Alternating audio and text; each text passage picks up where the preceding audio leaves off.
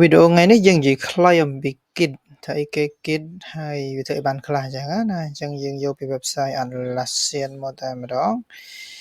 អូខេអញ្ចឹងជា overview Git គឺជា software ដែលវា free ហើយ open source ដែរហើយប្រភេទ version control system ហើយ develop ដោយលោក Linus អូខេនៅឆ្នាំ2005ដើម្បី manage project Linux មកគាត់ណាហើយអ្វីដែលសំខាន់គឺពីមុនវាមានហើយ version control តែគាត់ថាសម្រាប់គាត់គឺវាអត់គ្រប់គ្រាន់ទេដូចជា SVN អីជាដើមគឺវាអត់គ្រប់គ្រាន់ទេអញ្ចឹងបានគាត់បង្កើត Git ដែលជាប្រភេទ distributed version control system ហ្នឹងហើយគោលបំណងដែល distributed ហ្នឹងមានន័យថា developer គឺមាន full history ទៅលើ code ទាំងអស់ហ្នឹងអញ្ចឹង local នៅលើ machine របស់ developer មួយគឺមាន complete history តែម្ដងអាហ្នឹងគេហៅ distributed អូខេចឹងបើមានបញ្ហាអីឬក៏ server centralized ខូចក៏យើងនៅតែអាចមាន full history នៃ project របស់យើងដដែលអូខេអញ្ចឹងគេនិយាយថា initial clone មានពេលយើង clone ជាលើកដំបូង project មកតែធំគឺវា slow តែបន្ទាប់ពីហ្នឹងមកគឺ operation ដែលយើងចាប់ផ្ដើម commit ចាប់ផ្ដើម merge ចាប់ផ្ដើម lock អីផ្សេងៗគឺលឿនមែនតើអូខេហើយស្រាលទៀតហើយឥឡូវយើងនិយាយពី feature ដែលវាសំខាន់សម្រាប់ Git ដែលយើងត្រូវដឹងគឺ branching ក្នុងការ manage different work អញ្ចឹងណា different feature អញ្ចឹងទៅនៅលើ branch ហើយយើងអាចមានសមត្ថភាពក្នុងការ merge code ទាំងអស់ហ្នឹងចូលគ្នាមកវិញពី feature ផ្សេងៗពីការងារដែលយើង work ពីអ្នកផ្សេងៗគ្នាហើយយើងក៏អាច rewrite repository បានដែរ rewriting repository history បានហើយយើងនឹងអាច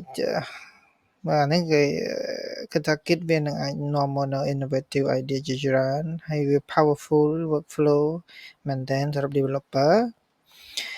ហើយ feature មួយសំខាន់មួយទៀតពេលយើងនិយាយពី Git គឺ pull request អូខេនៅលើ GitHub គេប្រើពាក្យ pull request ហើយបើ GitLab គេប្រើពាក្យ merge request មានអីខុសគ្នាទេមានន័យថាដូចអ្វីយើងនិយាយ merge ជាងមុនហ្នឹងគឺនៅពេលដែលយើង merge code ពី brand ផ្សេងៗមកកាន់ master brand ឬក៏ពី brand ផ្សេងៗមកកាន់ stable brand ណាមួយគឺយើងអាចធ្វើតាមរយៈធ្វើបង្កើតជា request អូខេបង្កើត request ហ្នឹងគឺធ្វើឲ្យ developer team គឺគាត់អាច collaborate អាច work ជុំគ្នាអាច review code គ្នាមុននឹងគាត់ approve ណាឲ្យ code ហ្នឹងវាចូលដើម្បីចូលហ្នឹងគឺយើងអាចធ្វើការ review បានអូខេហើយយើងអាចនិយាយបានថាវាជា system ដែល modern នៅពេលបច្ចុប្បន្នហ្នឹងអូខេហើយរបៀបដែលវាធ្វើការយ៉ាងម៉េច how it work how Git work អញ្ចឹងយើង understand មួយទាំងអស់គ្នាអូខេអញ្ចឹងទី1គឺយើងអាចបង្កើត repository បានអូខេមិនថា hosting នៅ Bitbucket របស់ Atlassian ឬក៏ក្នុង GitLab ឬក៏ GitHub អូខេយើងបង្កើត repository ហើយយើងក៏អាច clone គឺ copy ហ្នឹងឯង copy ពីឧទាហរណ៍ថាពី remote repository ដូចជា GitHub មកម៉ាស៊ីនរបស់យើង local machine អូខេយើងក៏អាច add file បន្ថែមពេលដែលយើងមានបង្កើត file ថ្មីឬក៏ modify អីយើងអាច add វាអូខេទៅនឹង local repo របស់យើងហើយយើង commit វា commit នេះមានន័យយើង save អ្វីដែលយើងបានធ្វើការទាំងអស់ហ្នឹង commit គឺត្រូវតែមាន message ដើម្បី identify ថាយើងធ្វើអីចឹងណាទៅមកយើងអាច push អូខេ code ហ្នឹងអូខេអ្វីដែលយើង change ទាំងអស់ហ្នឹងគឺយើងអាច push វាទៅ main brand ទៅយ៉ា push ហើយឬក៏ push ទៅកាន់ remote repository ក៏បានចឹងទៅយ៉ាហើយយើងពេលដែលយើង make change ណាគឺយើង make change ទៅ file គឺយើងត្រូវប្រើ Git ណាត្រូវការ Git hosting tool ចឹងណាចឹង commit វាទៅចឹងណាត្រូវការ install Git ណាចឹងត្រូវ install Git ហើយបន្តមកយើងនិយាយរឿង pull អូខេ pull គឺយើងទាញអ្វីដែលមានការផ្លាស់ប្ដូរថ្មីពី remote repository មកកាន់ local machine របស់យើងអាហ្នឹង pull ណាអូខេហើយក្រៅពីហ្នឹងគឺយើងអាចបង្កើត brand ប្រហែលជាយើងអាចបង្កើតតាម version ទៅតាម flow របស់យើងអញ្ចឹងណាយើងអាចត្រូវប្រើ Git flow ឬ GitHub flow អីចឹងទៅណាត្រូវអាស្រ័យ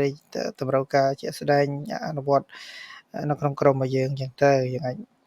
yeah ប្រើ brand ទៅសំខាន់ណាស់ហើយបន្ទាប់មក pull request និយាយដែរទេគឺយើងមានន័យថាយើង merge ពី brand មួយទៅ brand មួយហ្នឹងគឺយើងត្រូវតែមាន request ត្រឹមត្រូវអាហ្នឹងគឺអាចគ្រប់គ្រង manage បានណានៅពេលដែលយើងប្រើប្រាស់ GitHub ឬក៏អីហ្នឹងហើយចំណុចចុងក្រោយពេលដែល everything purge request ហ្នឹងអូខេគេ review ហើយអីហើយគឺយើងអាច merge បានអ្នកដែលមានសិទ្ធិ merge គឺគាត់អាច approve ទៅអញ្ចឹងវា